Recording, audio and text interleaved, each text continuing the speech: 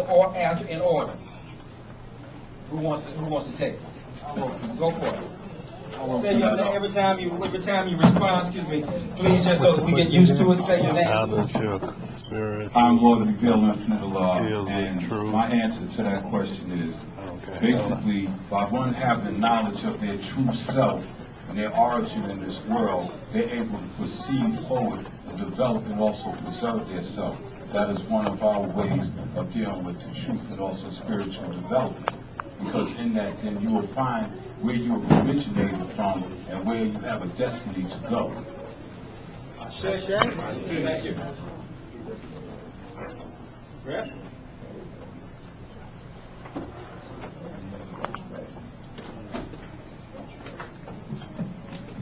Yeah, Artur Abida with the African Hebrew Israelite.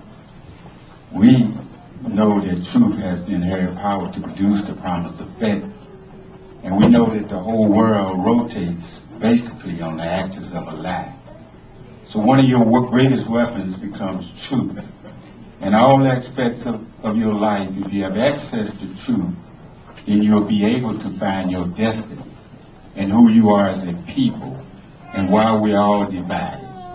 And once you find that truth, which we have found, and been able to liberate ourselves, you too will be in oneness with yourself. I'm Brother Kenyatta. I think we have to look at a couple of things. One, that none of us have a monopoly on truth.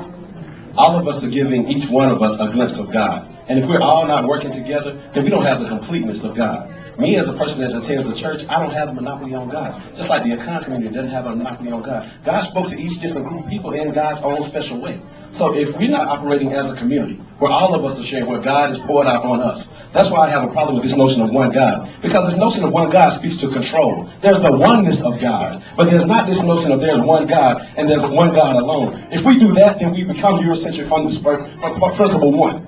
What we've got to realize is that God spoke God's words to many different people, and those people understand God differently. That doesn't make God all the same. The way that the Akan and the way the Asante understand God are completely different. The way that the Yoruba understand God and the way that me, as a person that goes to church, understands God is different. That doesn't make one right, one wrong. That makes them different. That's it.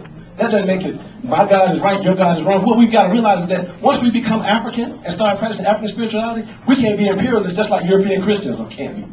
So we have to understand that family is both is biological, but it also extends to extended family. So what family means is that I don't have a monopoly on just people who share my faith tradition. I've been to Bembe's and Macomb and Devoirs with Brother Asan and Baba Tasu. I've been to a cone with Mama River. We got to realize that what we've got to do, if we're serious about African spirituality, is embrace all of that. Because if we begin to re-tribalize each other, what we're going to get is the same problem we had and the same reason we ended up over here. So for me, the notion of family extends way beyond just the people who share my faith tradition. It extends to people who don't share my faith tradition, people who may not even have a faith tradition.